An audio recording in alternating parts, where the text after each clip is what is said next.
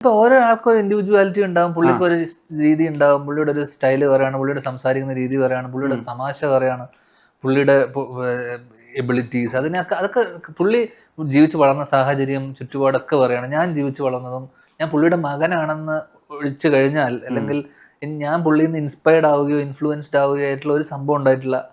പുള്ളി എനിക്ക് ഉപദേശങ്ങൾ തന്നിട്ടില്ല, അങ്ങനത്തെ ഒന്നും ഉണ്ടായിട്ടില്ല. എൻ്റെ അനുഭവങ്ങളും എൻ്റെ ഇതുമാണ് എന്നെ ഞാനിപ്പോൾ എന്താണെന്നോ ഉള്ളത്. അപ്പം അത് ചില വീട്ടിൽ അങ്ങനെ ആയിരിക്കും. അച്ഛന്മാര് പകർന്നു കൊടുത്തിട്ടുള്ള ഉപദേശങ്ങൾ ഉണ്ടാവും, അച്ഛന്മാരുടെ ഫോളോ ചെയ്യുന്ന മക്കളുണ്ടാവും.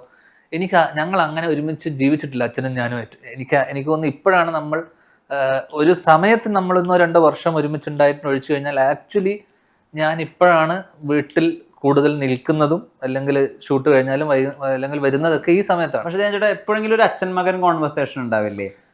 ലൈഫിനെ പറ്റി, പ്രണയത്തെ പറ്റി ഇതുവരെ ഉണ്ടായിട്ടില്ല ജീവിതത്തിൽ.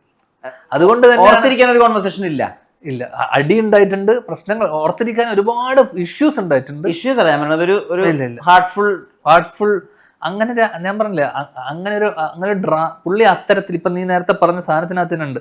ഇപ്പൊ ഒരു ഉത്തരം പ്രതീക്ഷിച്ച് നിൽക്കുന്ന സ്ഥലത്ത് ഒരു സർക്കാസ്റ്റിക് ആയിട്ടുള്ള മറുപടി കൊടുത്ത് പുള്ളി അതിനെ കട്ട് ഓഫ് ചെയ്തു, അല്ലെങ്കിൽ അതിനെ കട്ട് ചെയ്ത് വിട്ടു ആ കോൺവെർസേഷനെ. അതുപോലെ അങ്ങനെ ഒരു ഡ്രാമ ഇത്രയും വലിയൊരു എഴുത്തുകാരൻ അല്ലെങ്കിൽ ഇത്രയും വലിയൊരു ആള് സ്വന്തം ജീവിതത്തിൽ അങ്ങനെ ഒരു ഡ്രാമ മകനുമായിട്ടുള്ള ഒരു സീൻ പുള്ളി കട്ട് ചെയ്ത് കളയും.